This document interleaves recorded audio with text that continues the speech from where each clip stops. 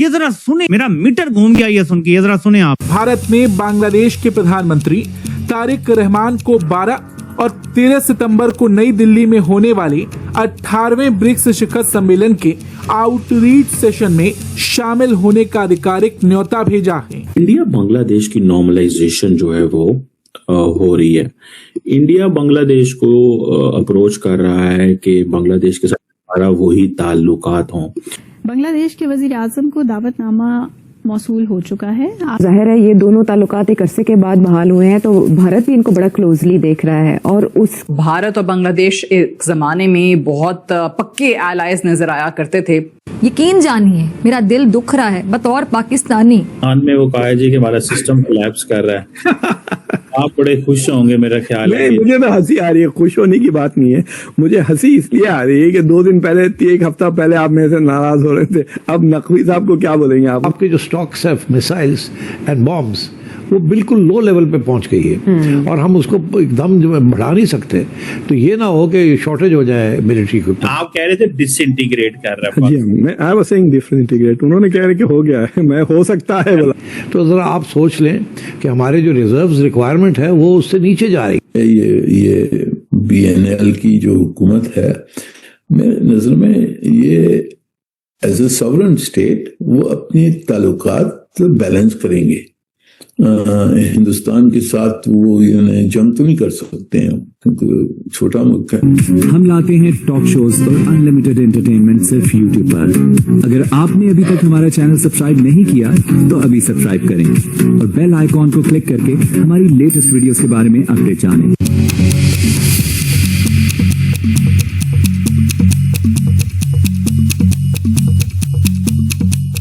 भारत और बांग्लादेश के रिश्तों को नई रफ्तार देने की कोशिशों के बीच एक बड़ी खबर सामने आई। भारत ने बांग्लादेश के प्रधानमंत्री तारिक रहमान को 12 और 13 सितंबर को नई दिल्ली में होने वाले 18वें ब्रिक्स शिखर सम्मेलन के आउटरीच सेशन में शामिल होने का आधिकारिक न्योता भेजा है। ये जानकारी ऐसे समय पर सामने आई जब भारत और बांग्लादेश के रिश्तों को लेकर लगातार चर्चा हो रही है। ढाका में भारत के नए उच्चायुक्त दिनेश त्रिवेदी ने 29 जुलाई को बांग्लादेश के विदेश मंत्री खलीलुर रहमान और विदेश राज्य मंत्री शमा ओबेद इस्लाम से मुलाकात की। ये बांग्लादेश में कार्यभार संभालने के बाद उनकी पहली आधिकारिक मुलाकात थी। बैठक के बाद दिनेश त्रिवेदी ने साफ कहा कि भारत बांग्लादेश के प्रधानमंत्री का स्वागत करने के लिए बेसब्री से इंतजार कर रहा है। उन्होंने कहा कि प्रधानमंत्री तारिक रहमान की भारत यात्रा का फैसला पूरी तरह उनका विशेषाधिकार है, लेकिन भारत को उम्मीद है कि वो इस निमंत्रण को स्वीकार करेंगे और नई दिल्ली आएंगे। अब तारिक रहमान साहब चाइना तो हो आए हैं। अब पहले ख्याल ये था, लोग यही देख रहे थे कि चाइना पहले जाते हैं कि भारत पहले जाते हैं, लेकिन चाइना वो हो आए।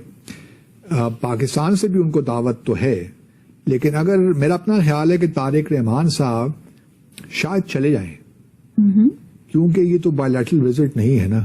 अब ये अलग बात है कि वो कोशिश ये हो रही हो कि जी ब्रिक्स से पहले आने से पहले आप बायलैटरल विजिट भी कर लें, एक दिन पहले आ जाइए। ब्रिक्स समिट तो 12-13 को हो रहे हैं, तो आप 11 को तशरीफ ले आइए और पहले बायलैटरल विजिट हो जाएगा। और उसके अब शायद तारिक रहमान साहब वो अवॉइड करें, ये भी पॉसिबल है। वो चले तो जाएं, लेकिन वो जाएंगे ब्रिक्स के कॉन्टेक्स्ट में, ताकि ये भी ना हो कि मैं बायलैटरल विजिट कर रहा हूं, क्योंकि बायलैटरल विजिट करने के लिए काफी तैयारी करनी पड़ती है। कुछ इरिटेंट्स होते हैं, उनको पहले थोड़ा बहुत खत्म करने की कोशिश की जाती है। अभी पिछले दिनों जो भारत के हाई कमिश्नर हैं ढाका में, दिनेश त्रिवेदी साहब, उन्होंने कॉल भी की जो बांग्लादेश के फॉरेन मिनिस्टर खलीलुर रहमान साहब। तो जो प्रेस रिलीज हमने देखा बांग्लादेश की हुकूमत की जानिब से, उसमें तो यही कहा गया है कि जी भारत को ही मालूम है कि इरिटेंट्स क्या हैं और हमें भी मालूम है कि इरिटेंट्स क्या हैं। हम चाहते हैं कि भारत के साथ हमारे ताल्लुकात बेहतर हों, लेकिन उन इरिटेंट्स का दूर होना भी बहुत जरूरी है। उन इरिटेंट्स में क्या है?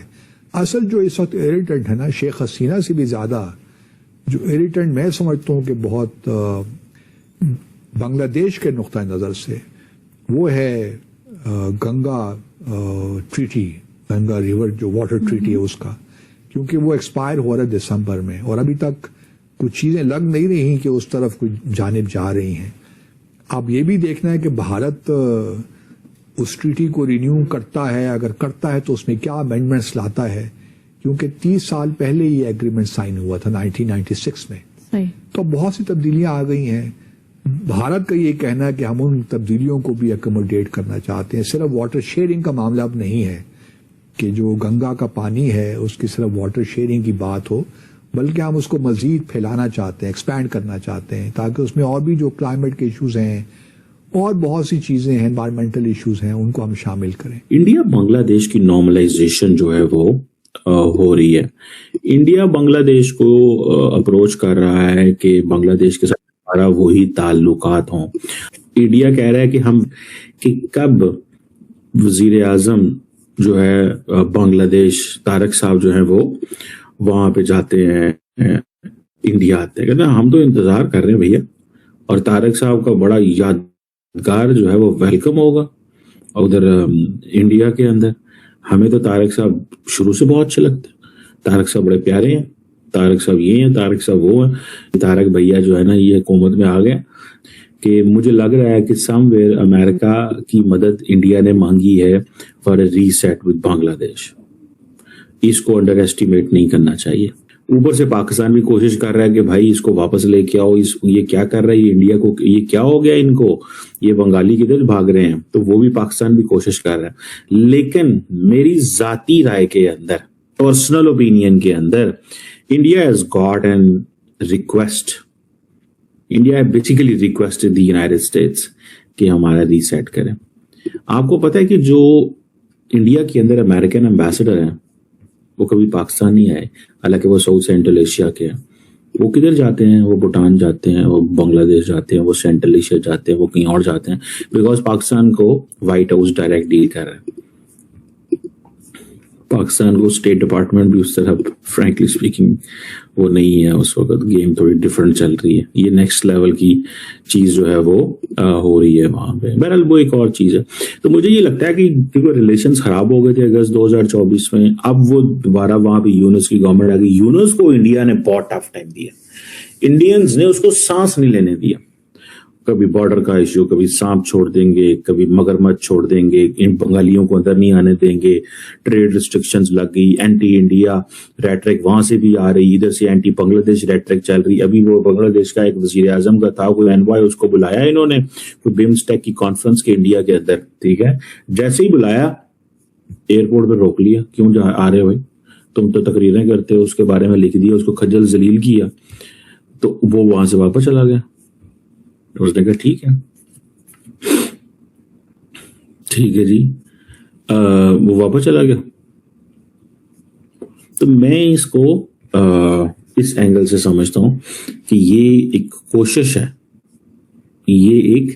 कोशिश है, इंडिया की तरफ से कि यार इन्होंने फड़ो, इन्होंने बंगालियां ये इथों निकल गए, आगे से पाकिस्तान के साथ मामला था। तो वो जो इंडिया की पॉलिसी थी ना, नेबरहुड फर्स्ट पॉलिसी, और बांग्लादेश तो सबसे बड़ा एंड इंपॉर्टेंट मुल्क है। अगर बांग्लादेश स्लिप हो जाता है इंडिया के हाथ से तो मामलात इंडिया के लिए will not be the same. और मुझे ये लग रहा है कि बंगाली चाहते हैं, कमजोर हैं थोड़े, आई मस्ट एडमिट दिस, मुझे उनके अंदर वो तेड़ नजर नहीं आती, ठीक है। जितनी बड़ी आबादी है, जितना कुछ है, कि हालांकि वो बहुत कुछ कर सकते हैं। वो मेरे हाल चाइना गए हैं या मलेशिया गए हैं। जो मालदीव्स का प्राइम मिनिस्टर था वो पहले तुर्की चला गया और फिर चाइना चला गया। तो उसने कहा मैं जरा मलेशिया की सैर कर रहा हूँ, ठीक है। तो लेकिन द क्वेश्चन रिमेन्स है यार, जो मेरे दिमाग में बार बार आता है, क्या उन्हीं टर्म्स एंड कंडीशन पे तारक साहब डील करेंगे इंडिया के साथ, और इंडिया उन्हीं टर्म्स एंड कंडीशन पे तारक को लेके आना चाहता है जिसपे बांग्लादेश की तो कोई वैल्यू नहीं थी, और बांग्लादेश को इस्तेमाल किया जाता था जैसे उनका दिल करता था। बांग्लादेश को इस्तेमाल किया जाता था जैसे उनका दिल करता था। तो क्या तारक साहब जो हैं वो ऐसे ही आना चाहते हैं पावर में, वो ऐसे ही रहना चाहते हैं इनके साथ? ये थोड़ा सा सवाल जो है वो मुझे खटकता है, और मुझे इसके लिए मुझे मतलब आई फील इट कि ये थोड़ी सी एक चीज जो है वो नजर आती है। ठीक है, तो आपको ये वीडियो कैसा लगा कमेंट बॉक्स में जरूर लिखिए। इस वीडियो को लाइक कीजिए, शेयर कीजिए, सब्सक्राइब करना ना भूलिए आपके चैनल EFC और जेड को। तो मिलते हैं अगली वीडियो में। जय हिंद।